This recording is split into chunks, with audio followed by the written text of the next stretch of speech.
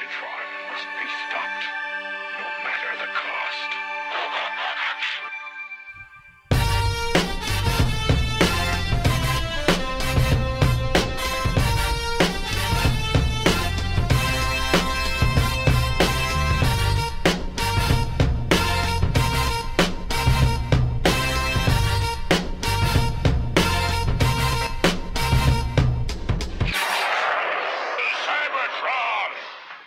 Hello, ladies and gentlemen, and welcome to the Autopod Decepticast. I am your host, Ryan, and we are stitching together every episode of every Script Deviations from the show proper, celebrating all this Ron Friedman fever dream madness. A lot of you guys have been giving us some super great suggestions for future episodes and directions the podcast can take, and I know I'm accused sometimes of sounding sarcastic when I'm being genuine. I'm being totally sincere here.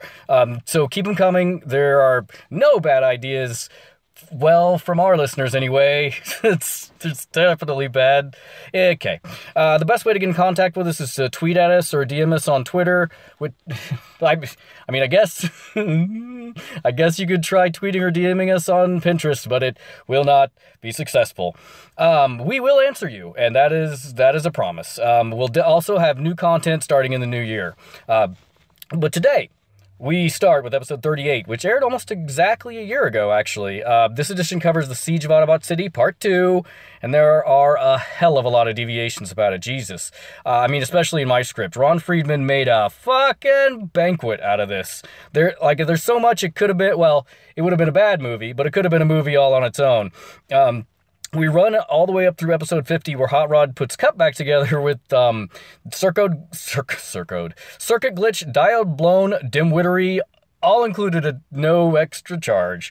So all right, hunker down, fuckers. It's part 3 of Script Deviation. I was trying to do that pop thing. There we go. That's the French, whatever. Okay, roll it, fucker. Y'all know what it's time for, don't you? What? I do. It's time for Script.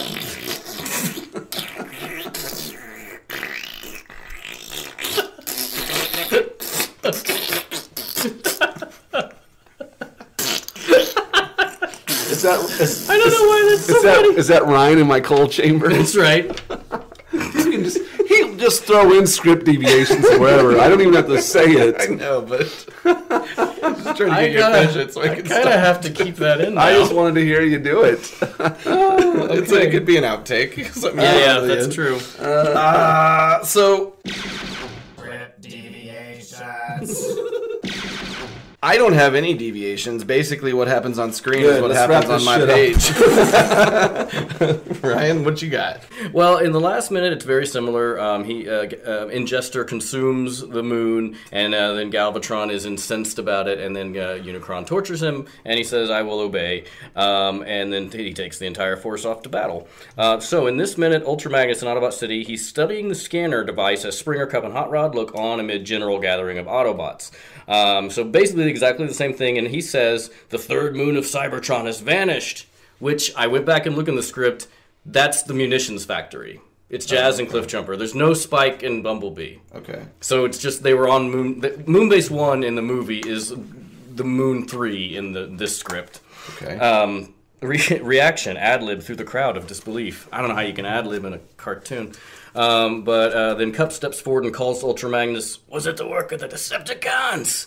"I don't know." Looks off, points. "This may be the answer." And all look off where a small cloud of dust in the distance over the far line of mountains suddenly moves closer, closer, closer until it's visible as a fast-traveling Autobot whose form is still not quite discernible, moving fast down from the heights to the plains area and into Autobot City, where Ultra Magnus and others are assembled. Who is it? Who could it be? "A special messenger from our forward observation post." Another angle on the special messenger, who is Blur. This is the first appearance in the script of Blur. Oh, so Blur comes in here. Special messenger Blur whips into the shot and up to Ultra Magnus. His motion is so fast that it is a trailing image to catch up with when he stops. He speaks extremely rapidly. "Greetings, Ultra Magnus. I bring word of the sky. Scan findings." I can't do this. "Greetings, Ultra Magnus. I find word of the sky. Scan findings regarding the ingestion and absorption of the third moon of Cybertron." I kind of like this introduction, but it's like really, it's a lot. Like, yeah, to introduce kind of late. Yeah, it'd be overwhelming. And then Blur says the moon was practically swallowed by the gigantic planet of unknown origin and moved into Cybertron orbit with the last astrodecimal minute. I hate that shit. You don't like the what do they call that? They're stuff? cute. I don't mind them that much. The time conversion. It's just in the script they're really awkward, and they change it a little bit in the movie, which is fine. So Springer says, "Were there any survivors? Unknown, but since ingestion of the moon, large invasion force of the Decepticons has left for Earth." Hot Rod says, "An invasion force? We've got to man battle stations." And Blur says, "No time. Estimated arrival is now." We cut to the sky, where Galvatron and an enormous invasion force is descending from Cybertron, joined by a land force of other Decepticons, Insecticons et al., which have been on Earth this whole time. Well, shit. Yeah, so the invading force are so vast that they cast a shadow over the entire landscape. Oh. The noise of their you could never animate this. The noise of their arrival creating an ominous buzz as we close on Galvatron, who flies into camera, his eyes gleaming malevolently. So they're even more heavily outnumbered now than they were before. On Autobots, pan for reactions. As Decepticons descend and approach and shadows darken the scene and race over the upturned faces of the Autobot defenders, Daniel, Arcee, Springer et al. Springer says, "I don't think this is going to be my favorite day," which is a weird line. Not up to his usual standard. Isn't it the same day as the other fight that they just had? I don't think this I think is already going it's been to a be pretty my bad day. Well, I can tell you. Yeah, so that's kind of... That makes this... Today is certainly not going to be my favorite. It jumps day. around a little because this is so expansive. Like, there's one where there's a lot in there. But, so that's where I'm going to end for that minute. Ice Cube shows up.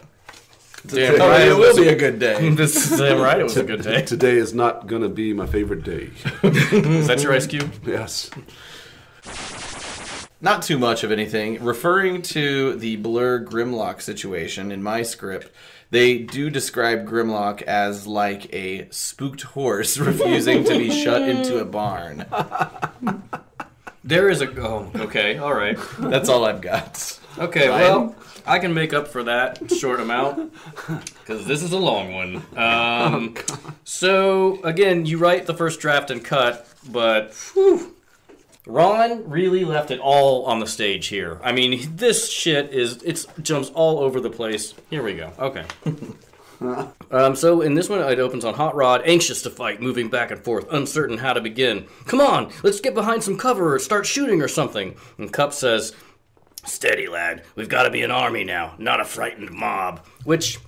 And in this script, but also, they do try to make it like militarized, like their ranks and stuff, which is not apparent in the TV show or the movie really at all. Another angle, Arcee and Daniel. As Daniel looks up at Arcee, moves over to him protectively. Hot Rod looks at Arcee in the same way she's looking at Daniel. And Arcee says, "Stay close to me, Daniel." And Hot Rod to Arcee, "And you better stay close to me," which is... It's done much better in the movie where they're in actual danger, not just talking, standing on the ground. Ultra Magnus... Does she never have that, like, twist, like, turn that moment on its head where she gets to prove that actually she's tougher than he is? Oh, no, absolutely not. Oh, okay. No, so because... in Ron Friedman's version of the script, she is just a helpless dame. Yeah, and it works better in the movie with the minimal amount of, like, agency that she's actually given, because she kind of, gets that dig and shows that Hot Rod is a complete buffoon. But, nah, they don't do that in the script. Ultra Magnus unleashes a giant sidearm and motions to Autobot groups to separate into two groups on either side of him. He adjusts the dials on a freestanding console beside him and seems preoccupied with that action and unconcerned by approaching enemy forces. Ultra Magnus, "Maintain positions until further orders." Hot Rod, "We'll be melted down on the spot." Springer, "Ultra Magnus knows what he's doing, kid. Don't sweat your circuits." Somebody is very pleased with himself. I don't know if it even picked that up. I heard it, so I assume it picked it up. I'm sorry. I didn't realize that would be as audible as it was. There's that pizza coming back around. And maybe the beer.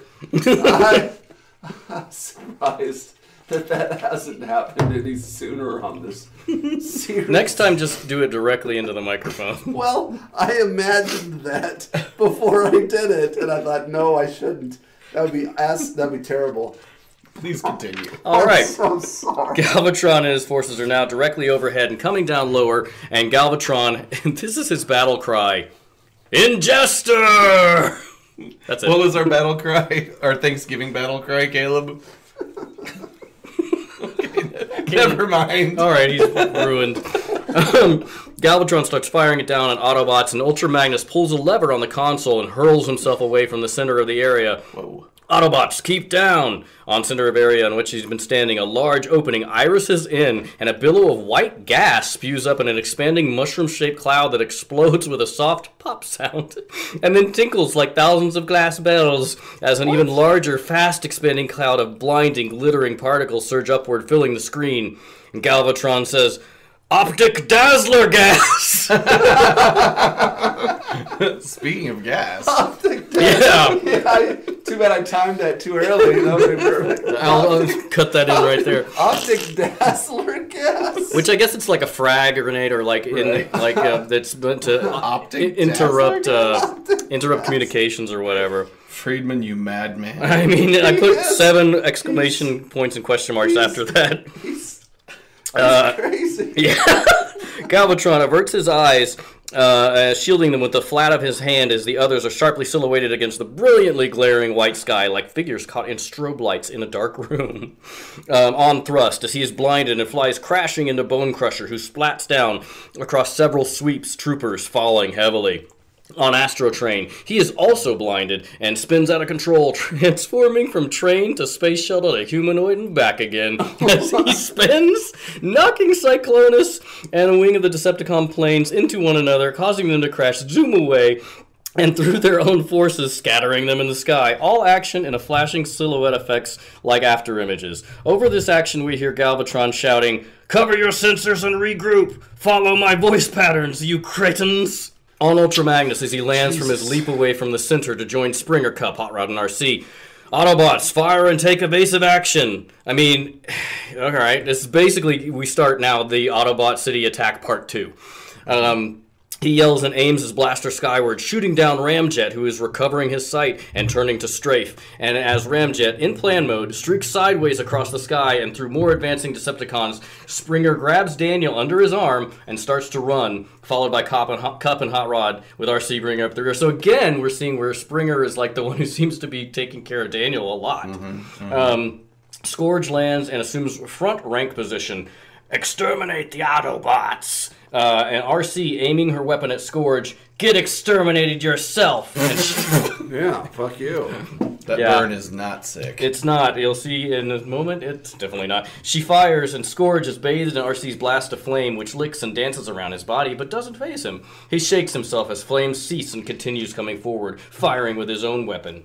On Arcee, as Hot Rod grabs her by the waist and pulls her to one side, as Scourge's blast misses her by inches and melts down a portion of the city. Oh, so Friedman gave Hot Rod the Thank God. the move there. And he even chastises her. Hot Rod says, "Practice bravery some other time." Oh, Jesus. Yeah, it's pretty bad. Arcee protesting as Hot Rod pulls her to safety. "But I made a direct hit." I assume that's how she sounded in his head. Hot Rod with a look back at oncoming Scourge. "Not so loud. He'll hear you and get mad." I don't know what that fucking means. So she made a point that she did something good, and he quickly corrected her and telling her, "Don't talk so loud, because Galvatron will hear us." Yeah, there's. Okay, and this is where Springer comes up and says, "Don't get too comfortable. Take care of Shorty here until I come for him," and basically gives him to Daniel. And then this is where Springer, and I feel like Friedman must have loved the idea of an Indiana Jones type character in Springer, because he becomes like a total badass and actually shows some military rank, where Springer says, Hot Rod says, "But I want to nail some Decepticons," and Springer says, "That was an order, Junior." And to Arcee, "Make sure he doesn't do anything too heroic." And he turns, tosses a cluster of grenades at oncoming Decepticons as Springer's grenades explode in front of the first trooper, causing him to fall to the trooper behind him that falls domino-like over him. And just to keep doing this until the grenades explode and they tumble away. Then Springer springs up and out with a mighty flexing of his knees, taking this very literally, and swooping sound, springing in bounds across the battlefield between the Decepticons and Autobots. little on the nose. Galvatron watching Springer shouting to Scourge and Sweeps, who have just joined him, "Destroy him!" And Springer darts this way and that in giant springing motions, so he works himself around and springs, but this is too many springs, between Decepticon groups, exiting just as Scourge turns and fires into other Decepticons, melting them down and enraging Galvatron. And there's a lot more of that. We can skip some of that. There's more just One thing fighting. I have to say as we talk about this, like we talk about these hordes of Decepticons. Mm-hmm. Like Friedman wrote himself into a corner here because, and he should have known better because he's written for this show the entire first season. He knows there's like 10 Decepticons. Right. Where are these hordes coming from? Like, there's no way that this can actually be made. Is it possible? Is it possible that he's writing? He's like hedging, where he's like, okay, I want him to put in like 10 Decepticons, but if I write 10 Decepticons, they're only going to put in 3 Decepticons. So I'm going to put Maybe. 10,000. So I'm going to put 10,000 because I want like. He got his way. So strategic. He's overriding. I wonder if he's overriding in order to get to the mark of kind of where he anticipates it being. I can see him now. He's on a coke-fueled binge. He's just like. It is the 80s. Yeah. And then that's where we get to Blur trying to load the Dinobots. And this is where it gets, there's a weird like digression where the Dinobots, and this speaks to your point, Aaron, where they say Grimlock is like a startled horse. Well, in this one, there are flames all around them, and they're acting like that, like a horse in a barn fire. Ooh, me sludge hot, too hot, too hot. What? Yep. And then there's a part where Ultra Magnus comes up with Perceptor, and Perceptor does some pretty awesome shit here. He's been looking uncertainly and turns and deftly dispatches 2 sweeps with the flat of his hand in a slicing karate move, which cuts them in half through the torso. What? Mm-hmm. What? And then Ultra Magnus says, Grimlock, steady yourself. Activate your temperature monitors. What? Yeah, so they're too hot. They just have those? Yeah, I don't know. This whole part I wrote, what the fuck is this? Yeah. Why would you? And so then he becomes aware of what Ultra Magnus has said, claws at his chest, opening a concealed panel, pressing flashing lights. Me, Grimlock, understand. A whoosh of air, and Grimlock's color changes, like metal cooling down from red hot, and he sighs contentedly.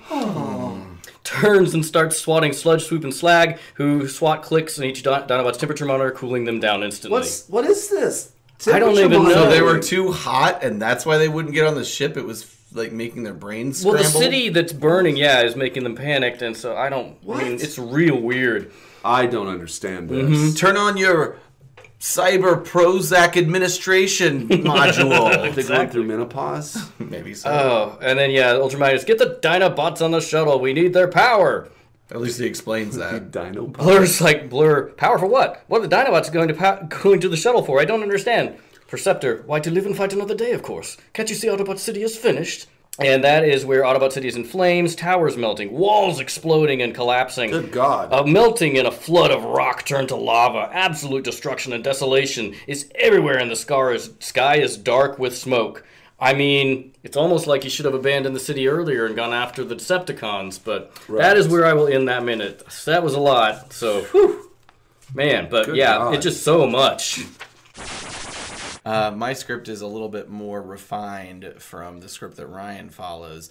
And on mine, it's basically the same. However, it is notable that they left out a couple of lines.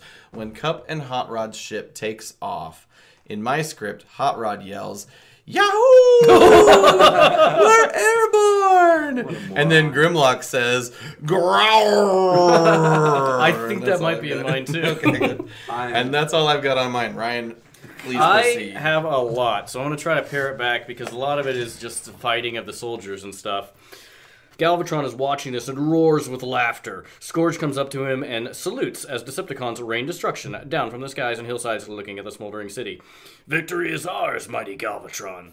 But not complete. Prepare to drain Earth's energy for absorption by Ingester. Ooh, so Earth is gonna get chomped down. He says also, I shall not rest until all Autobots and their Earthling allies have been crushed to molecules beneath my heel. Meanwhile, I hate to interrupt, but we haven't seen a single other human form of military force. That's or true. Anything take any sort of action. So I wonder if maybe the town over in the next valley is just like. But they don't like even know what's going on. I don't see anything.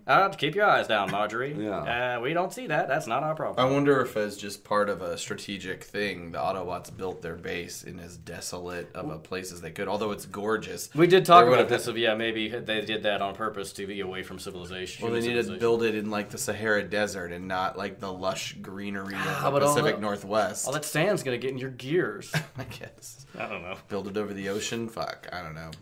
In the ocean, like the base for the Decepticons in the show, which was a great idea. Build an island.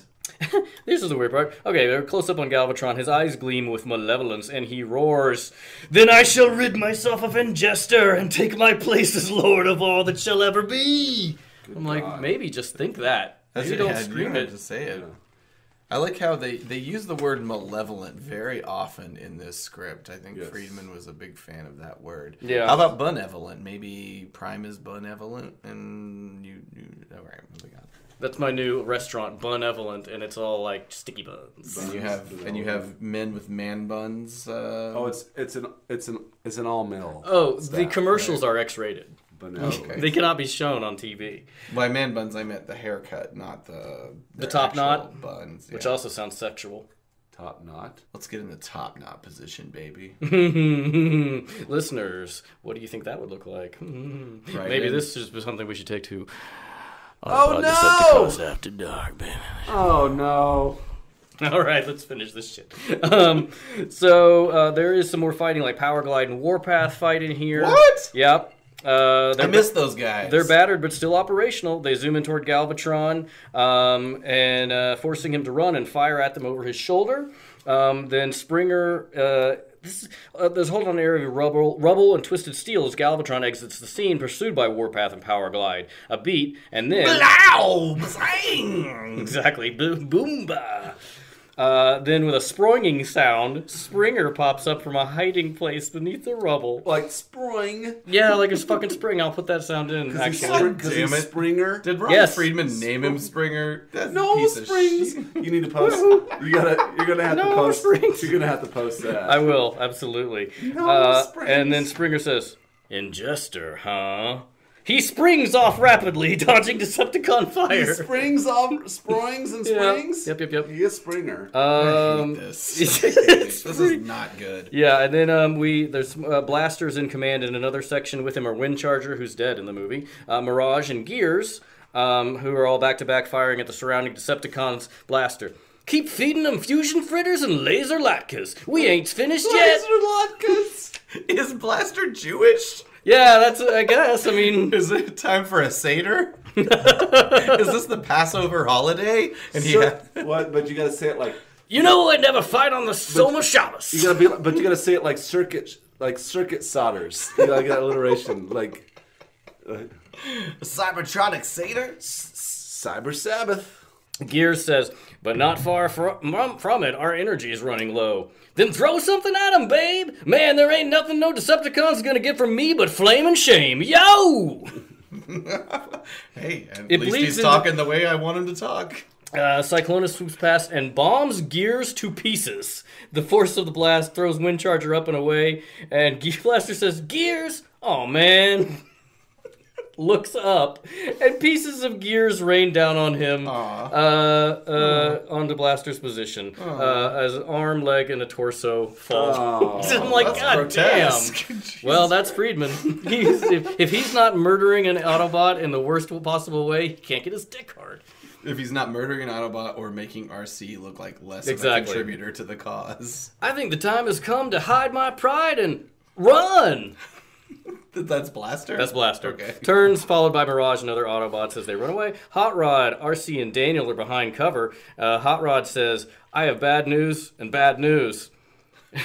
On Hot Rod, Arcee, and Daniel as he ducks down to rejoin them. Hot Rod continuing, the Decepticons are coming and we're trapped. Arcee, tongue-in-cheek, what's the bad news? Hot Rod, we're out of ammo. Get down, Dano. And then Oh, God. Daniel says, the news just got good. As Cup and Springer come up, Springer uses a war club improvised of a fallen, melted iron beam and bashes one Decepticon through the torso, keeps spinning in a karate movement, sweeps the legs out from 2 more Decepticons, turns and spins his war club horizontally across his body like a quarterstaff as he looks up and sees Bone Crusher. These guys are ninjas. Yeah, it's pretty awesome. In the last episode, we had Springer, I think, cutting some people in half. Or no, it was a Blur. No, it was Perceptor. Perceptor of all cut, people. Yeah, cut 2 sweeps in half. With some hi-yas. Yeah, and Bone Crusher comes down on Springer with a laser chainsaw-like weapon. Its flame teeth whirling. Springer blocks the chainsaw with his war club, forces Bone Crusher back, and then spins war club so that the handle gives an uppercut to Bone Crusher's jaw, driving him back. Bone Crusher starts to throw the laser chainsaw like a spear, and it's over, Autobot. They're just inventing weapons. It's laser great. chainsaws. Yeah. I would prefer if Perceptor bored them to death with a TED Talk. And then he throws the laser chainsaw, which Springer dodges, and then hurls his war club like a javelin. And the javelin pierces Bone Crusher's torso and drives him back, nailing him to the wall. He's furious and starts pushing himself forward to get off the pin with an angry growl as Springer hurries to Hot Rod, Arcee, and Daniel. And with a mighty effort, holding them... Cup grabs 2 Decepticons, holding them around the waist, lifts them above his head, and smashes them together until they hit the ground like a double-backed beetle, arms and legs working, going nowhere. So there's a lot of melee in this one. Christ. It's the War for Autobot City Part 2. Yeah, it really is. lot. It's so much. I'm gonna skip some more of this because there's some more crazy fighting. There's an endless line of Decepticons delivering and stacking Energon cubes under Scourge's direction as Galvatron sweeps into the scene, followed Cyclonius. Where are they getting these cubes from? From where? I don't know, man. Art these cubes cometh. Galvatron says, "Leave that. There are Autobots to destroy." But they came here to feed Ingester. Why Yeah, not just I mean, let I Ingester guess- creep up and eat the planet with I guess everybody on it? I guess it's because the Autobots they've launched a counterattack, and so he's like, we should crush these guys. All Ingester needs to do is come, sink his mandibles into this planet, put it in his mouth like a sugar cookie. I don't even see finish why, it off. I don't even see why Ingester gives a shit about having the Decepticons do anything. Yeah, honestly. Just fly over True. the planet. And this is where Scourge comes Seriously. in, and this is in the script. He does a partial transformation, so his head rises above his vehicular mode, as though serving as the eyes for the expedition. I think they could probably see in vehicle mode. Yeah. Anyway. Yeah. Blur isn't. Oh, this is where Blur is trying to get the Dinobots into the shuttle. That's all happened before Wait a Blur minute. got the Dinobots in the shuttle. Ugh. Yeah. Springer comes So up. now and- here's where the minute begins. I hate this. Remember earlier when we talked about how much we loved it? Now This I is don't. a lot. I mean, there's Now a I know. lot. Maybe we'll grow to love this draft again, but right now I hate it. It's too much. It is And really... Ryan's skipping things. I'm skipping pages. And then Daniel goes with Hot Rod. Actually, Springer takes Hot Rod takes Daniel. The Arcee or Cup and Hot Rod get into the Dinobot shuttle, get the Dinobots in there. Good God. Scourge transform into humanoid mode and shouts orders, firing at Blur, who blurs past them, and Arcee, who also whips by. Okay. She just And Hot Rod- sexily walks by. Yeah, she saunters like she by. wants it. Yeah, right. Well, why is she That's dressing right. so sexy? Yeah, She that's doesn't right. want it. She's a woman. That's right. Basically, we have the same scene with Cup and Grimlock whenever they're lighting the shuttle. He even says Petro Rabbit, Omicron Rada. Instead of Alpha 9. Alpha 9, yeah. And then, in here it does say Hot Rod, Yahoo! We're airborne! And Grimlock, growl. I'm glad we have that commonality. So they boiled from that. They boiled it down to Aaron's version that you read. Which is what we saw on Basically screen. what we see on basically. screen, yeah. God. I have a surprising amount of script deviations. I typically had some good stuff this time for once. Sweet. There's some dialogue that didn't appear. So at one point, Ultra Magnus says to the crew, "No time to preheat.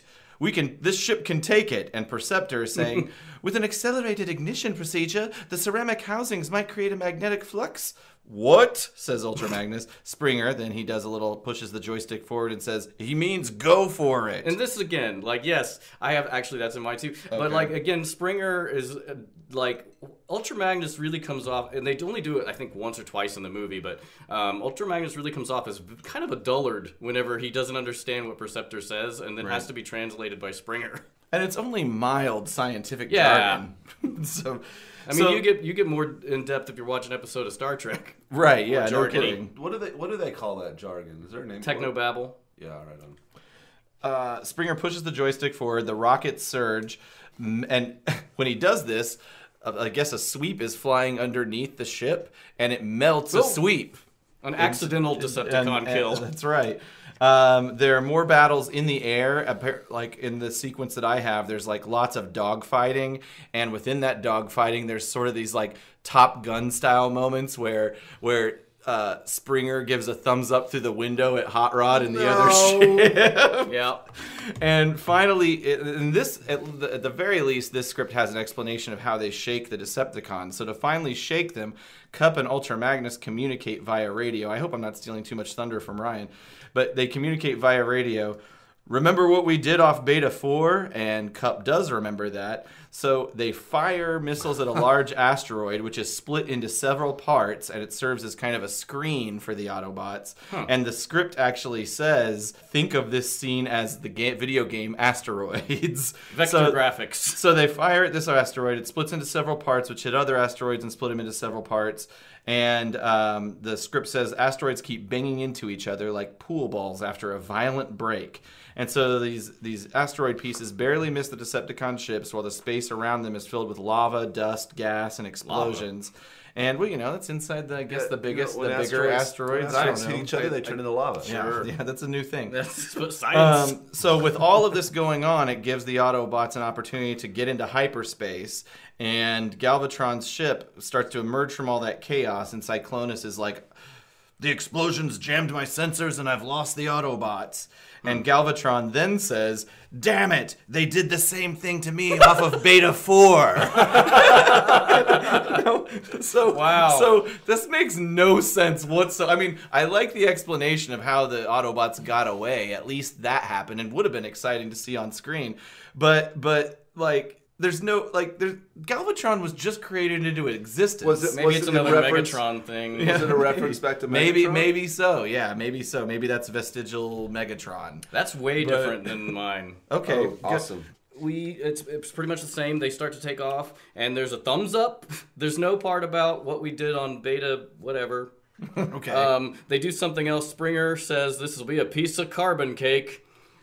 Oh God. And then hold the icing. Whatever that fucking means. He says this will be a piece of carbon cake. Hold the icing. That's right.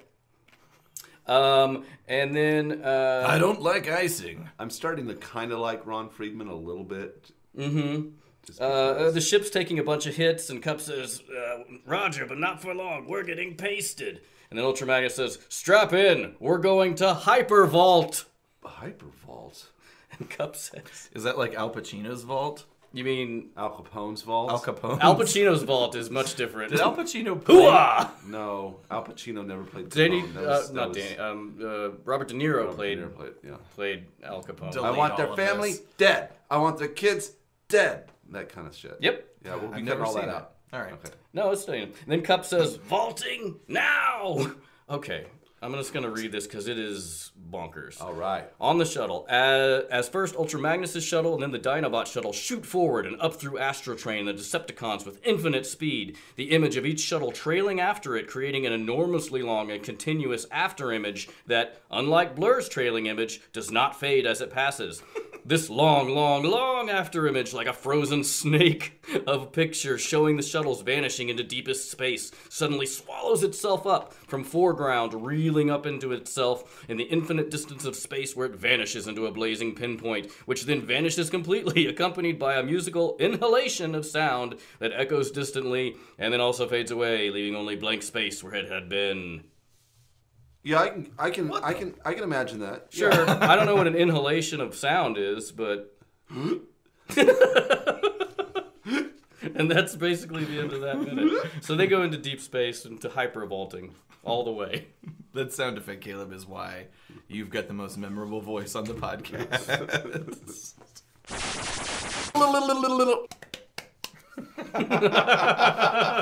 My script actually has this note in it, and it says that this part of the movie that we're watching that's on screen right now, a good thing to put at this part would be a song about optimistic adventure with the suggestions that all dreams might not happen. Oh my God. What? That's a note. That's for this a part of very it. specific song request. Oh my God. Optimistic adventure with the suggestion that all dreams might not happen. You can dream your biggest dream, but I mean, don't get married to it. Because disappointment still occurs. We're grown-ups, not kids. Yeah. Sadness happens. You just gotta deal with it. Yep. So anyway, Ultra That's Magnus, awesome. the whole congratulations bit happens via Ultra Magnus. And but he also says, he gives a little nod to the future. He says that they're going to go ahead and refuel on the junk planet, and from there they're going to work out their battle plan. So the junk planet, they're aware of junk. I think in the next scene, I can't remember if it's the next scene or the scene after. I mean, they are aware the junk planet exists already, but I guess they're just bringing it up a little early, and it's tactically they're going to go there and regroup. Yeah, because Perceptor does say the planet of junk is in this vicinity. Right. So they know about it. Right. Well, they already knew about it, but I guess they didn't know about it this early. It wasn't when we watch it, and as we'll see in a couple minutes later, they only bring it up as sort of a last resort, where now it's kind of a first resort. I don't know. Anyway, Hot Rod's sparring partner was to have many arms and legs and weapons coming from multiple, like maybe in one leg he's got a sword, and in one arm he's got a little cyber knife. Whereas in the movie we see he has 2 arms, 2 legs, and no weapons in fighting Hot Rod. But in this version of the script, that drone is a lot more of an asshole, because when Hot Rod is distracted, the sparring bot clobbers him. Hot Rod tells it to quit, but when he does that, it sticks out its metal tongue and gives him a loud raspberry. It's in mine too. And then continues to give Hot Rod cheap shots at every opportunity that he gets. I kind of wish that stayed in. I think That's like the second raspberry Friedman has put in here. Loves the raspberry. He loves it. So that's all I've got. Okay, let's see what I've got here. In this one, Galvatron and Cyclonus and the Decepticons are still on Earth whenever the Autobots escape. Remember in the Hyper Vault, if we all recall. Yeah. So they regrouped on Earth, or The Decepticons never leave Earth to pursue them yet. Right. Okay. Basically, we have wide shot that shows Scourge and Sweeps have piled another huge supply of energy cubes in the staging area. And Galvatron says, "Your bungling has cost me the sweet taste of vengeance I have hungered for. A taste I shall not be denied." Starting off, shouts at Scourge, "Maintain energy production. I shall see to the Autobots in Jester and victory." That's right. So Yes. okay, I'm sorry. And victory! I love that they keep bringing up that catchphrase. He gets onto a huge Decepticon wedge-shaped flat-top space carrier, accompanied by an armada of Cyclonus jets, which I thought was interesting because it brought up the armada again. Right. But here's another part where it really deviates, where they left other Autobots on Earth, which, I mean, I guess the movie never really addresses either, because we cut to Blaster. As far as we know, Blaster's the only person left on Earth. Please tell me in what our- Blaster says. Yeah, Blaster, he's accompanied by other can't Autobot wait. survivors, Trailbreaker and Sunstriker. All show battle damage, and they're guerrilla fighters now. And Blaster says, "The shuttle's made it through, but we still got lots to do. We're gonna play gorilla and make every day a thriller." Whoa! Now, first of all, Muhammad Ali already did that rhyme and did it true. way better. Yes, he did. I think you did. Are you talking about the thriller in Manila? Yes. Oh, wait a minute. What did Blaster say? He We said, need a folded Manila, and we're gonna give him he a rhymed thriller. gorilla. We need a folder Manila. That's right. He's talking about office supplies. A folder Manila. Gotta store his files. And then Sunstreaker says, "Why did Ultra Magnus and the others abandon us? It isn't fair." Fair and play ain't nowhere when Decepticons playing shake and bake with the universe. Something up there gobbled up the third moon of Cybertron and put the Decepticons back together after we tore them apart, which doesn't rhyme. Lots of exposition. In addition to non-rhyming. Yeah, and he recognized that Galvatron and Cyclonus and the Sweeps were the Decepticons they killed. I don't know how, but then we cut to Cup telling the story of the Ik-Yak, although he says, reminds me of the time we faced the Ik-Yak cyborgs of Phosphor Norn. Of course. Snarl is not listed. They list all the other Dinobots. And then basically it's pretty much the same. Hot Rod is sparring with the Auto Combatant, which it is named that in here. It gives him the loud raspberry. And then there's a lot more of the story that Cup goes into, which is fairly boring, actually. And then, only a Dinobot would find it exciting. There is a part where, there's a part where Hot Rod goes over the intercom and talks to the other ship, and he talks to Arcee and Daniel. And Daniel basically is saying, Daniel asks if he can come over and visit the other shuttle. And it's like a hologram situation, so another thing from Star Wars. Wait. So Daniel's asking if he can go over to the if Hot Rod can come over to their ship and visit. and play. Mm-hmm. Why? To play? Well, I'll tell you, Daniel, then you, me, and Arcee could play semiconductor chess. Oh my God. Like classic chess just isn't good enough to make it to 2005. Exactly. As a game. It's thousands that of years people play. old, but nope. Semiconductor chess. And then Daniel... do they do it or do they tell him to screw? No, that's why this part is still cut out, because nothing happens to it with it. They, But basically, it's again. They ignore him. It plays up essentially the Arcee Hot Rod thing, because Daniel's like, hey, please, Arcee, can he come over? And Arcee says coyly to Hot Rod's hologram, well, I suppose it would be all right. What? I know. It says it's coily. Yes. But it's all... That's weird. It's all holograms. I'm sorry. Yeah, it's just a hologram. It's all holograms. So they're already over there. Please, can I come over? I'm already over there. I guess kinda. Yeah. I can just be over there. There's nothing you can do about it. And then basically this is why it gets cut out and it's so stupid, because then Springer comes up and says, hold the personal calls. Perceptor's going to lock coordinates on an energy transfer now leaving Earth, and we need the circuits.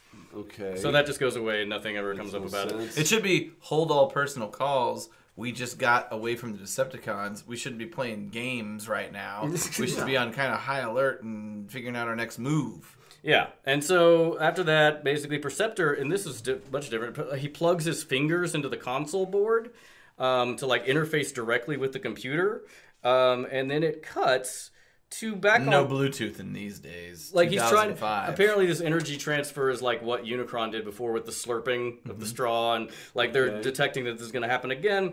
And so we cut back to Earth, where there's an angle on the assembly lines of the Energon cubes, and we see human slaves and Autobot slaves hauling Energon cubes under whips of Decepticon and Sweep guards as they bring more cubes to the stack. And where is that? On Earth? That's on Earth. Oh. Where they're assembling more energy, and basically we we cut back to Perceptor finds out where the energy is going, which is into Ingester, and kind of has a weird that's shocking reaction. And this is the point again where Galvatron has now found them, and basically we get into this is kind of where the space battle happens, where Springer is uses an ACAC gun to shoot at them.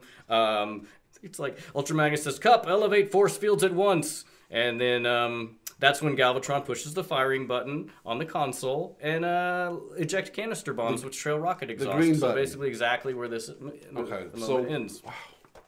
Wow, that's... But it's funny how sometimes these minutes of yours, of this original or maybe a second draft of Rod and Friedman's, do end up in points. There are these kind of vectors of where it ends back up. Yes. But it gets back to the end of our minute. It does. It's just so much in between. It is nothing like what happened. All this bullshit about the cyber chess and the holograms, semiconductor chess, and the please. slaves on Earth, and the Autobots and the humans. I am amazed though that it does seem to sync up. It gets back on the rails. And I think that must have been what Dilly did, who paired all this stuff out and just kept beats. The movie doesn't name them, but the missiles that were used to be fired upon Cup and Hot Rod's ship are called Moleculon missiles. That's in mine too. And I think we've referred to it in actually a couple previous episodes when we talked about the Revenge. And at first, essentially the same things happen. There's a bit more dialogue, but Hot Rod does challenge Cup's idea to inverse polarities. He says, that'll tear the ship apart. But after they avoid the missiles, instead of Cyclonus attacking them and disabling the ships, they float by what is described as a, quote, giant alien-made moon. Yes. And a hatch opens from that moon, and a giant, quote, lobster claw-like grabber comes out, grabs the ship, crushes it, and flings the Autobots towards Quintessa. So there's a moon is random. outside Quintessa, and a lobster claw grabs it and tosses it towards them instead of them being shot down. We're being attacked by Galvatron. Guess what you don't expect? Some fucking crustacean to attack you from a random fucking moon. That's weird. That's not in mine at all. All right, good. That's bananas. Like That's all I've got. What's the Galvatron cheer? Ingester. Ingester. And victory? No, just ingester. It's just the word ingester. Ingester. It's a bonkers fluoro dairy stuff. Okay, so in my deviation, this is a real short one. Basically, it's the same thing. Galvatron has found them and is attacking them, and he shoots the Moleculon missiles. They strike the hull of the shuttle, causing a vibrating line of electrical energy to crackle all around the shuttle, lacing over and around it like a webbing of some fiery spider. Which a lot of organic spiders and lobsters and snake. I don't know. There's a lot of organic stuff in these earlier drafts. This one's weird because like Cup says, "We're hit, abandoned," and then the shuttle cracks violently apart. Its shards and sections blasting in all directions toward camera, through camera, as Hot Rod comes flying out, turning over and over in space toward the camera and over the camera, and falling, and Cup says, "Ship!" Abandoned ship. And then the Hot Rod falls out of sight, and we hear the echo of his yell, "Ah!" And then Galvatron smiles malevolently and says, "One down, one to go." And that's pretty much it. But there's no mention. I haven't read very far ahead. There's no mention of like a planet, so they're just falling into space. So between the Friedman original and what I assume is the Friedman or Dilly draft rewrite, they actually took away Galvatron's glory and created the lobster claw moon. It's weird. It's a weird thing to yeah. I love it. Awesome. But so in mine, the only real deviation is that as Ultra Magnus and Springer pilot the ship, Blur, Arcee, and Daniel are noted to be patching holes in the hull. So they're like repairing the ship while this fight is going down. Child labor. Space battle. Yeah, put him to work. Make him do something. That's all I've got. Mine's pretty short as well. Basically, we pull back and we're in Ultra Magnus in the cockpit. In the background, Blur and Arcee work to patch over holes in the hull, with Daniel helping them. Perceptor is slowly, methodically plotting coordinates on a light-up table, seemingly oblivious to shakes and rockings of hits being scored on their ship. Springer says, "Cup and Hot Rod have bought it. Maybe the Dinobots were tough enough to survive, but I wouldn't bet on it." Jesus. Ultra Magnus Very says, compassionate. he doesn't even say I can't deal with it. He just straight up ignores it and says, Our force field shields are weakening. Damage control report." And on Daniel with Arcee and Blur, Daniel hammering small metal patch plates over smoking pin in the hull. Oh, he's repairing the ship. That's great. "There's 1,000,000 holes in the fuselage." Oh, golly. I hate your Daniel voice more than the real Daniel voice. I like it. Arcee says, stage direction, more adult report. 62% deficit in structure. And then Arcee further says, power supply depleted, survival factor -3. Survival factor? Survival factor. -3? That can't be good. Is that anything like our terror watch alert scale? How do you get below 0? I mean, yeah. You're dead already. It seems like the bottom. One thing I like about this is that this is the first mention of a force field. Like, at least like that helps give some credence to shields, the whole that some lasers are stronger than others or whatever. No, maybe there's a force field involved. It seems like that force shield, field's right? doing a really good job too. Up to now. A million holes. Well, a million holes, yeah. And then we're back on Springer and Ultra Magnus. Springer, we've got no choice. We've got to die. What? Which is the version of they're gonna dog us until they see us dead. Right. But it doesn't even Ultra Magnus doesn't even tell you like, oh, we're not really gonna die. They just straight up in this script act like they're dead. Like, and then it cuts back to Galvatron, maintain molecular barrage. And as he works the controls and eject more canister bombs, they haven't sufficient reserves to ward off destruction of that magnitude.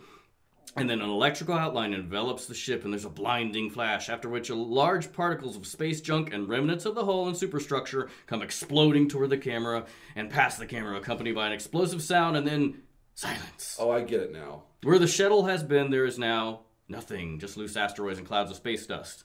So yeah. So when he says we've got to die, he means that he wants the Decepticons to think they've died. I kind of like that angle on it, like essentially let the viewer think they've dead and then reveal that they separated the ship. I think that's what you. Well, I guess. Well, no. Here you got the reveal. We're going to separate the ship, so you knew they were going to. You knew this explosion didn't have any real dramatic weight to it because you knew. That's true. Yeah, I actually do kind of like that better, where you don't have the reveal until later. I gotcha. Although we're better than you, creators of this movie. Can you imagine that line, "We've got to die," is ridiculous. Poor Daniel being like, "What?" I have a slightly different take on the unicorn. Unicorn. That's the knockoff. What is that called? Blaster Bluster? That's the Asian knockoff Unicron character. Unicorn. Unicorn and Bluster. And after, after the remains, the back 3/4 of Magnus's ship explodes, Scourge says, the Autobots have been terminated. And then Galvatron says, excellent, and soon we shall say the same of that infernal Unicron. Whoa. And then he gets tortured and his body twists and writhes in pain. Now that makes sense. Sure. Yeah, like also way to tip your hand. Like, don't you already know from previous scenes that he can hear you? Like, stop saying things out loud, man. Right. What are you doing? You don't have to do. So the only other thing is that the Autobots already know. If you will remember from previous script deviations, the Autobots at this point. In my script, already know that the junk planet exists. Yes. And Ultra Magnus asks Perceptor if he can locate it, and Perceptor does the jib-jabby thing and then clears his throat and says, yes.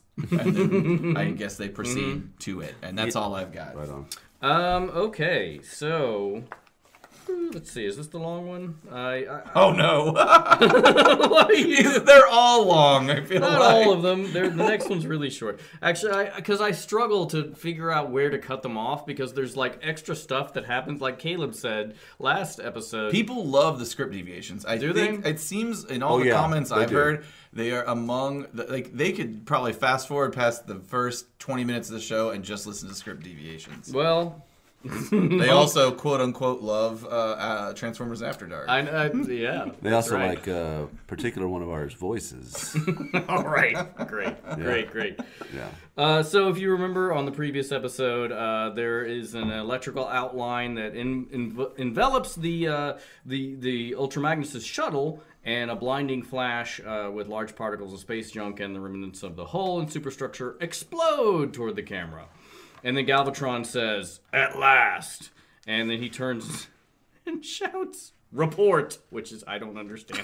But Cyclonus says, "Sensor readings indicate an explosion of magnitude zeta." That is a very large magnitude. It is. That's like a, what is it, like a death factor of -3? That's right. -10, I'd say. Oh, even more.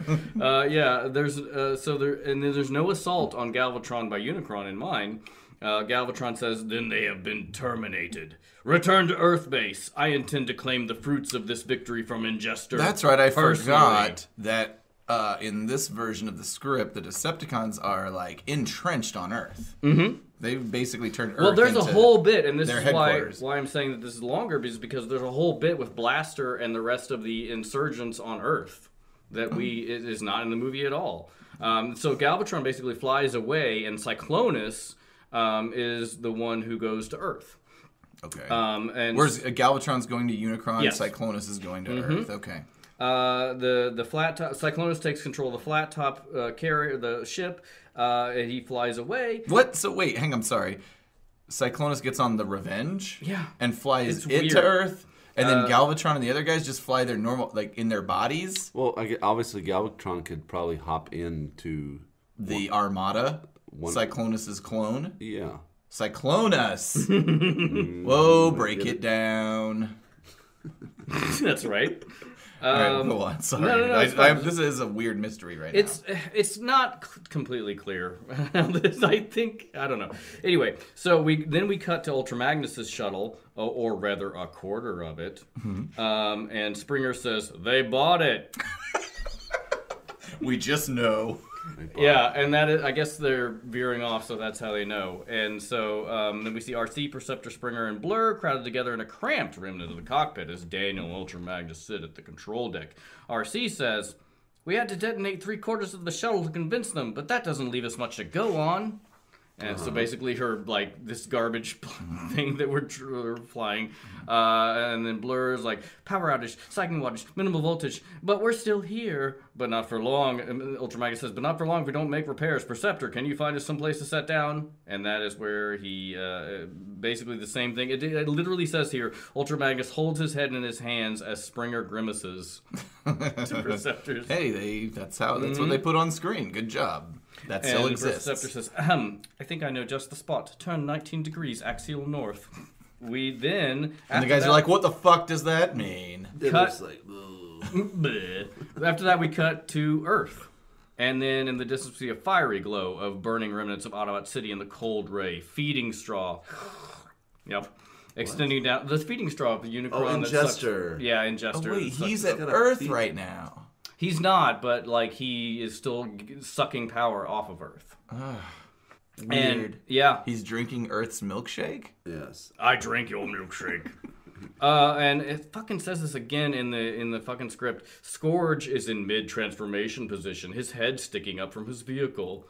And then Scourge says life form sensed, and basically it's he comes to this place and is like is trying to find the rogue Autobots, but they just find like a skeleton, it's in quotes, of an old Decepticon, which is weird. This is like a... Keep going. Yeah. Proceed. And then Scourge says, it's one of our troopers. He must have been terminated yesterday. What? And he picks up... from the Battle of Autobot City? I guess, yeah. Or no, a battle of Autobot City 2. Mm-hmm. And then he picks up one of the eyes of the robot and says, "Take it back to the spare parts bank. A functioning unit may have need of it. Sweeps, transform," and they fly away. He just grabs an eyeball. Yes. What is the point of this scene? It's not moving the story along at all. Yeah, no, it's meaningless because it makes no sense, which is why they could have. This is awesome. And then Blaster comes out after they fly away and says, "Those ugly suckers will be back. We got to keep rolling until we can put enough muscle to boot their bustle." Are you sure that's not Jazz that came back? I do. Jazz and Blaster, I do have a similar... I was going to say they have a similar cadence and inflection. Sunstreaker and other Autobot survivors crouch, ready for battle, weapons drawn, as sound of approaching vehicle draws closer. There are shadowy trees, and then a dark vehicle hurtles toward the camera, and Blaster says, "Mess them up!" And then Wheeljack comes into the picture and transforms. Wheeljack, who in the movie is dead. Right. So he's still alive here. And he says, "Hold it!" Blaster, Sunstreaker, and other Autobots react happily. You gotta do a Jersey accent. I know, I'll try to. Blaster says, "Wheeljack, I figured you got incinerated in the city. I sure am glad to be responding to your image on my optic reading circuitry." Let's read that again. Let's take that one more time. Take 2. "Wheeljack, I figured you got incinerated in the city. I sure am glad to be responding to your image on my optic readout circuitry." Yeah!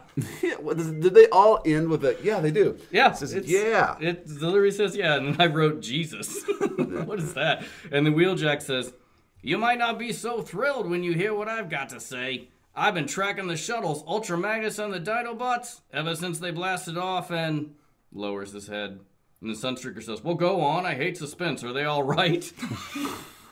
"The Decepticons use moleculon devices. There's no mistaking the readouts." And Oh, because the ship blew up. Blaster says, "I don't believe in readouts. I believe in hope. So far as I'm concerned, everybody that counts is still operational somewhere. He's so delusional. Now let's get some gone. Now let's get us gone whilst the gone in is good. It's hard to say that. Let's see that. Where is it? Now let's get us gone whilst the gone is good. Mm-hmm. Yo! This is like Song of the South level It is writing. not good. It's pretty bad. That is. I don't know if Ron Friedman was watching a lot of Looney Tunes from the Like- 50s. Or even Or even older, like Oh my God, Uncle Weston- Tom's Cabin. West and I started watching the early Looney Tunes and almost immediately became super racist. Oh, sure, yeah. Like Well, black. when they bring up Japanese people, they always have like Oh. thick glasses and buck teeth. Yeah, even worse Oh, than yeah. that. But like the second one we watched, and this was New Year's Eve. We were watching this. Bugs Bunny is literally in blackface. Yeah. Yeah, it's horrifying. I'm like, you don't need to do that, guys. All right, we're almost done here. The Autobots shout roll, and you got it, etc. Ad-lib. Transform and start moving as a shudder goes through the landscape. The fields and hills undulate, and there's a huge submerged roar and cracking sound, and then all is still. Sunstreaker, what was that? Wheeljack. The Earth's reaction to... That's not Wheeljack, that was Blaster. Okay. Wheeljack. The Earth's reaction to Decepticon energy drain. If depletion continues at its present rate, this planet will self-destruct within the next 48 hours. Earth? Yes. And that is, I will close That's it where out. you're leaving it? I'm going to close it out right there. Earth is gonna. Yeah, that's a weird Die. component they add. Like, apparently, like, they're draining so much power that Earth is going to be destroyed in 2 days. So you'll remember from mine the last time we saw Cup and Hot Rod, which this was a big turn. There was a giant metallic claw Yes. that kind of grabbed and crushed the ship. And this scene in my script opens up with a small falling object. And you ultimately find out that's Hot Rod. And he keeps falling down, down, down. He plummets through the atmosphere, falls past, quote, shiny rock pinnacles of unusual construction into what is called a silvery energy sea. And he splashes into it. As he sinks, he collides with a reef, so he bounces down among that.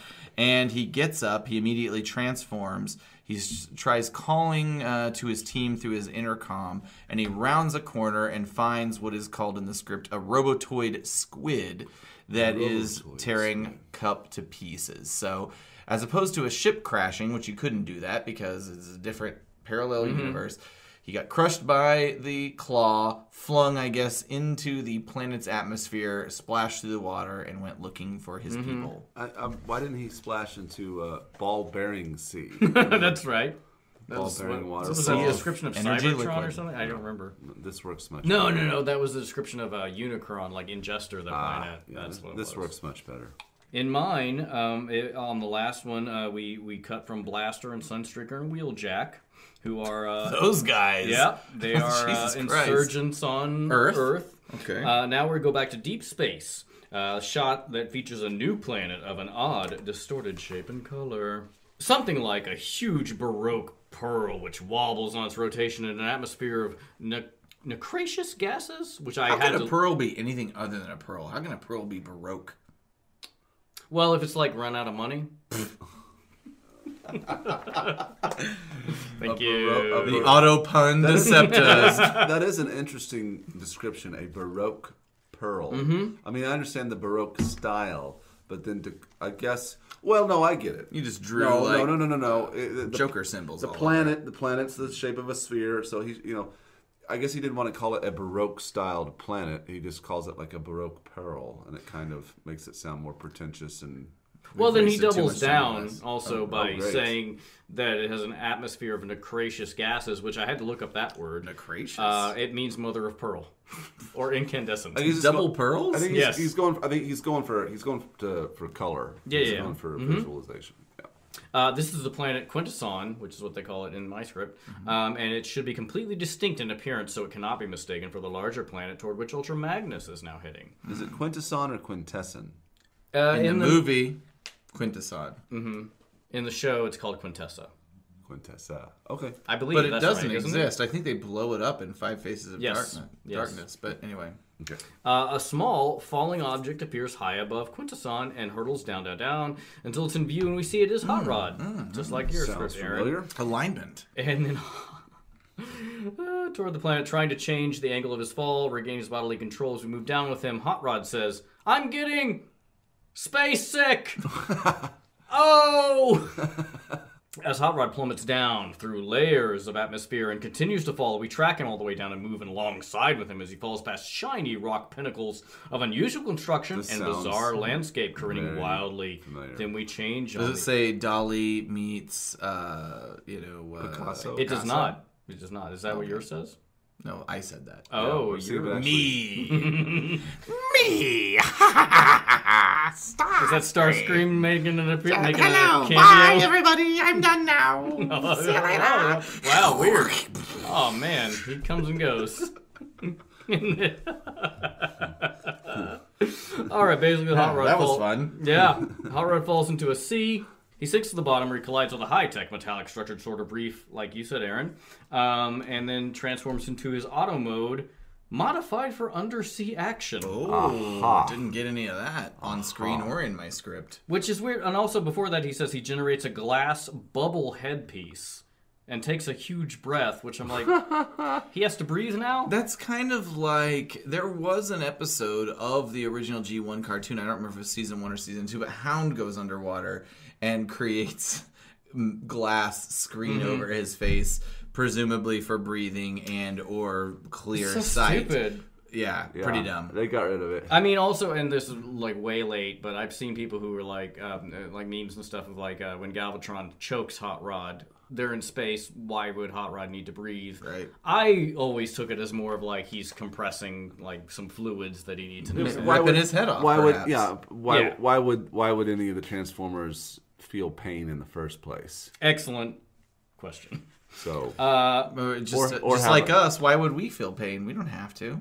It's just a signal. It's just a signal to say this shouldn't be happening. it's a Well, reflex. true. It's a reflex. Well, it's an We- evolutionary, Yeah, but, but the old, development. But the Transformers, I mean, if they're, Why couldn't they have that too? It's It's just in their true. brain. This shouldn't be happening. Okay. why could they turn There it we go. off? Well, I mean, they're still It's not about turning it off. It's about you got to know that it's happening I wish I to could. react properly. yeah, they're still just Caleb, they're you're still- fired. I wish I could turn off the pain. They're still okay. Moving on. The Robotoid squid is tearing Cup to pieces, removing arms, legs, feet, a hand, which is a weird note, a hand, yes, and tossing them across the ocean floor. I don't know why he wouldn't be eating them.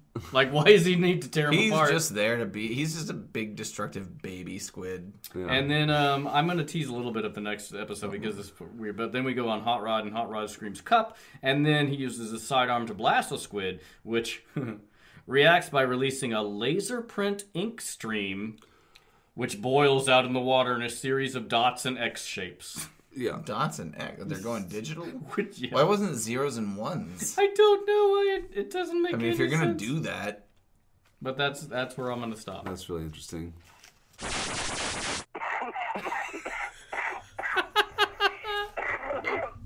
Ebola!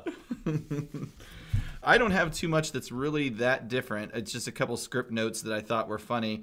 It talks about when Hot Rod shoots at the squid that his shots, quote, plink off a couple tentacles.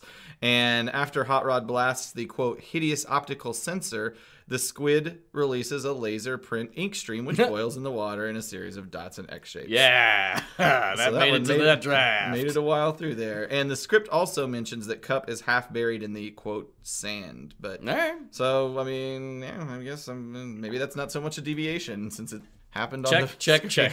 all right. So, Ryan, I hope you've got something way better than that. I got some interesting stuff. This was pretty short, actually. Hot Rod Neil, basically it's the same thing. He uses his sidearm to blast the squid, releases the laser print ink stream, as we said. Hot Rod lowers his head and blows a blast of air through his headpiece. The air blast clears the water of the ink, which is like, so he's blowing air through his fucking face?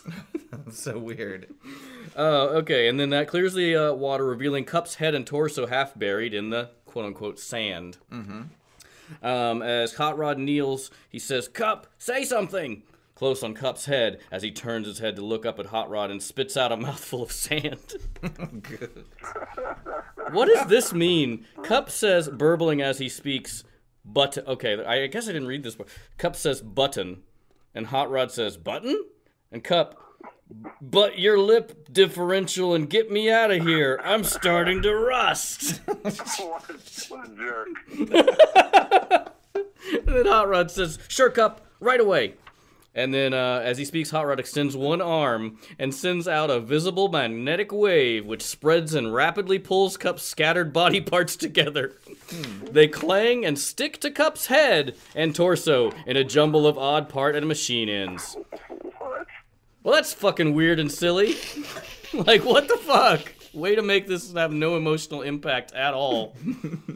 And then, Hot Rod cradles Cup's head in the crook of his arm and starts ascending through the energy sea, scattering schools of curious metallic Peeper Fish. The fish are cigar-shaped, long-nosed, one-eyed, and they peep, peep, peep like tiny chickens. What the fuck? Peeper Fish? I don't... What a weirdly specific detail that doesn't have to exist. Oh no. Jesus Christ. And I took the liberty of drawing a little design work of what I thought that would look like. Oh, hey, share that with the audience. I will share that, and I'll send a text of it to Caleb, but... Oh, God. That made me laugh for a while. And that's it. That's it, huh? Well, Yeah. that's all you got. That's all you need. Mine is, it's pretty close in, you know. Ultra Magnus' ship is, quote, buffeted by winds and storms as it enters the atmosphere of Junkion. So it's kind of like going into Jupiter a little bit, it sounds like. No. Daniel- Jupiter's a gas planet. But going into it, would there be winds and storms? If you were to try and There would be penetrate pretty its extreme. atmosphere, Caleb. Okay. You shouldn't enter Jupiter's atmosphere through that red I don't eye recommend if you going can help anywhere into Jupiter. It's a very hostile environment. it. Daniel asks Springer where they are, and Springer says, "The place where everything ends up after you throw it out." And he holds up his hands and crosses his fingers like a cross for some reason. What? What? Religious overtones in this draft. Everyone is in a jumbled tangle post-wreck. Springer has half his body sticking through the hull, it says. That's in mine, too. Daniel says, "Wow, that was better than the roller coaster at Future World." God, it made it to that. That's in mine as well. That made it to a later draft. Do it. Future World. Brilliant name. The writers found a moment to enter another sort of perceptor moment with the composition of this planet seems to be a chaotic amalgam of discarded ferrous and non-ferrous articulations. Ultra Magnus, how's that? Springer, he says the planet's made of junk. So that happens. Ultra Magnus straps on a tool belt in this version. Straight up Batman utility belt. And then Daniel, the only other piece, Daniel wants to help just like we see on screen. Springer tells him it's rough out there and to stay inside and play with crayons or something. The 1986 version of the 2006 equivalent of play with your an iPad. Does it really say play with crayons? It says that in mine, too, yeah. Oh, it, stay says, inside. it literally says that. I hope I didn't steal all No, of your I've got some other stuff. All right, that's all I've got. Well, with mine, I had to skip because actually for episode 50, like they don't change back and forth. They stick with Hot Rod and Cup throughout, and it does that in mine as well. Do this later, so yeah, I had to jump forward. Yep. So they're on the edge of a huge shadowy planet in space, like you said, buffeted by winds. And Springer says, "Hang on, this isn't gonna be any powder puff landing." It's fucking great. It shakes and rattles violently. Daniel hangs on to structural members as Arcee holds him, and Springer has himself braced across both of them. In background, Ultra Magnus, Blur, and Perceptor are clustered around structural supports near control deck, and Ultra Magnus punches in some buttons, then turns away to face the rest of the group. Daniel says, "Where are we, Springer?" And Springer says, "A long way from home, squirt." Ultra Magnus says, "From here on, it's Maybe he wasn't calling Daniel squirt. Maybe he was like jizzing in his face. stage directions." That's why it's in parentheses. Robo jizzing. Sorry, Caleb. Your Yeah, face like is in that horrified. hilarious Michael Bay moment where John Turturro gets peed on. Right. fucking hate that. Anyway, Ultra Magnus says, from here on, it's automatic pilot procedure. Blur, very fast, very frightened. The automatic digital extremity crossing, which he crosses his fingers. Mm-hmm. I'm like, no. And then basically, yep, the ship crashes. It is the same as yours, Aaron, pretty much from there. And then Springer, pulling himself free of the hull wall, remind me to give the autopilot a raise and a free lube job. Whoa! And that is hilarious, but also it's interesting because he says, remind me to give the autopilot a raise, which only makes sense because Ultra Magnus said they were on autopilot. In the movie that we see, it doesn't make any sense because the Ultra Magnus was piloting it, and I never thought of that. That's true, yeah, I never did. Why would you put autopilot on if you're crashing? And it doesn't, yeah. Durr. Ultra Magnus, remind me to give you a raise. And a lube job. You're gonna explain it anyway. Well, I was gonna let you do it. You were getting ready to jump into it. No, Listen, you don't hey have to guys, apologize I to don't me. care who explains it, but someone so- please catch me up. So basically, we have two scripts. Ryan has an early version. Aaron has a later revision, and we talk about how the original writing on the script deviates from what we see seeing on on screen. Oh, damn. So I actually don't have anything really. So Okay. I'm looking forward to yours. That the only thing I just point out a couple notes that the script says that the suit, quote unquote, fits over his body like a grid work metal cage. Yeah. And the training goof off sequence is pretty much the same, but in my version of the script, it's Springer that says showtime's over instead of Ultra Magnus. That's Okay. all I've got. So I That's hope you very got some. similar, actually, to mine. So here's where we start. It basically starts with Arcee. She steps forward with a smile. The grid-like suit. What could that mean? I don't know what a grid-like suit is. I mean, I think about the grids they used when the Decepticons were transformed into their new forms from their old beat-up forms, and I don't know. I mean, I guess it means I like was just a picturing some skeletal suit yeah, of I some don't know, kind. yeah. And then Arcee says, I think Daniel can make himself useful with this. holds the grid-like metal frame, quote-unquote, suit. What is it, Arcee? An exosuit. Starts helping him into it. And then he gets inside the suit, which fits over his body, and the Perceptor says the external skeletal structure of the exosuit increases the wearer's strength and capacity by a factor of 500. Even more, perhaps. in other words, There is no... that's one where we actually don't do clear it up for him. Daniel in Okay. this cage, Springer says, don't fight it, Dano. You control an exosuit by thinking about what you want to do before you do it. And then Daniel, brow-knitted, thinking, says, thinking... suddenly starts moving and starts tap dancing rapidly. Bounces off the walls. Little upwards- motherfucking Savion Glover up in here. Exactly. Spinning upside down, then flips over several times and lands in a splatter. Legs spread, arms this way and that, amused, startled and unhurt, and all laugh at him. And Daniel says, it's kind of tricky. And then Arcee says, For the first time out, you were great. Sorry. Wait. Let me try Okay. that again. For the first time out, you were great. and then Springer says, showtime. Yeah, like you said, Aaron, showtime's over. We got work to do. And then as Springer, Arcee, Daniel et al. Come down the ramp around the lush, quote-unquote, vegetation of growing junk clumps. And Growing junk clumps? yeah. And then Daniel whistles and says, this must be the junk capital of the universe. So basically the same thing. Although I will point out that in this 1 minute, Ron Friedman has made two typos. One would be a J instead of a U in universe, which literally makes it Juniverse. And the other one was there it is. Whenever Perceptor says factor of 500, factor is spelled with a P instead of an O. Fact per. So this is Fact per. like hour 97 of a Coke fueled like rewrite binge. Factor. Even Melody gets Juniverse. Even Melody gets that Ron Friedman's script is a little bit of a bore sometimes. It's wordy, but again, it's a first draft. You write and then you cut. Hey everybody, time to go. Time for Script Deviations, don't you know? Is this a remix that we're doing? I should note that at this part of my story in the script, the events are structured somewhat differently from what we see on screen. For example, the whole scene of Hot Rod and Cup on Quintessa, starting with Hot Rod falling from the sky, saving Cup, assembling him, bumping into the Alicons, universal greeting, capture, all that happens in one uncut set of sequences. But to align with what we see on screen, Cup does accuse Hot Rod of missing a part, and it sounds like you might have more on this as well. Hot Rod fumbles through some scrap and explains why those pieces can't be Cup's. I have that too. and Cup continues to insist a part is missing, which makes Hot Rod hang his head in shame. Cup feels bad for Hot Rod, tells him that all things considered, Hot Rod did an amazing job, which brightens his mood like it did on screen.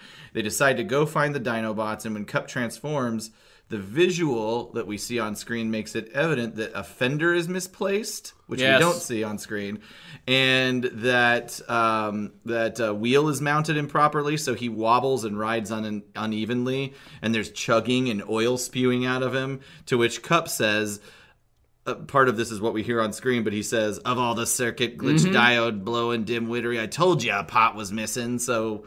That was the payoff on that. Was yours the exact same? It's pretty much the same. Yeah, I'll just add a little bit of the funny details because, like you said, Aaron. That's why I think it's funny how some of the beats get into the final what we see on screen, but it doesn't make a ton of sense unless you. Right. Because it's a component of an original part that gets cut out. But yeah, that's why there's that immediate turnaround where he's trying to make him feel better. He feels more upset in the script. On the screen, he seems like he's like, come on. Right. It feels like they really like the joke about leaving a piece out, and they just wanted to leave that, to me anyway, and they just wanted to leave that in the movie, even if they didn't really have much to back it up. Yeah. I mean, the next 2 minutes in the original script here is, or one of the early drafts, is super wordy on these next couple parts. I will say I'll read some of the things that are in the scrap metal parts lying at Cup's feet that didn't get put in. See, this wasn't yours. It's some kind of prehistoric ion cruncher, and this doohickey looks like a funky Energon funnel. Where did these parts come from? I know. You just pick them up along the seafloor in there. Yeah, so pretty much mine was basically the same thing, except there was one part that was different at the very end. Cup says, "We've got to go on, lad. We're still in one unit, more or less, and others are counting on us to follow through." And Hot Rod takes a beat and nods and says, "Right. So let's stop reminiscing and transform. We've got to find the dinos and get off this jerky little planet." So it's actually Hot Rod that says Cup's line in the script, right. And I think that works better with making him start to become a leader. He's taking control. Yeah, that's right. Love it. I don't know why they flipped that, but whatever.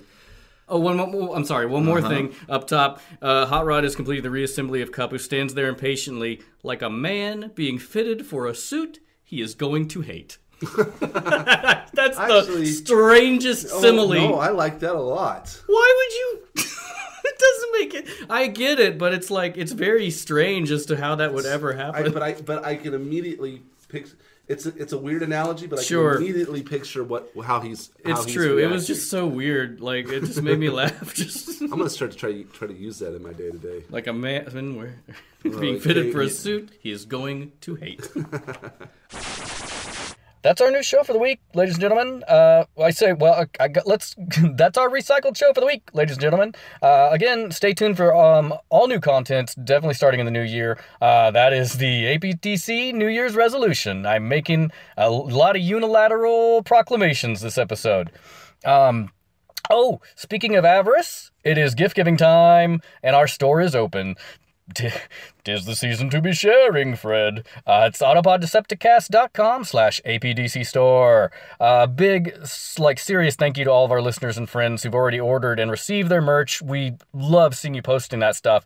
It's certainly something that we'll never get rich on, but we love creating it, and like the podcast, the point is for all of us to celebrate and share in this thing we enjoy together. So tell your friends, like, comment, subscribe. We are at APODcast on all of the things. We're on iTunes. Oh, Lord. What has happened to me? We're on iTunes, Stitcher, Google Play, TuneIn, and probably any aggregator of your choice. So until next time, pistols at dawn. Bye, bye, bye.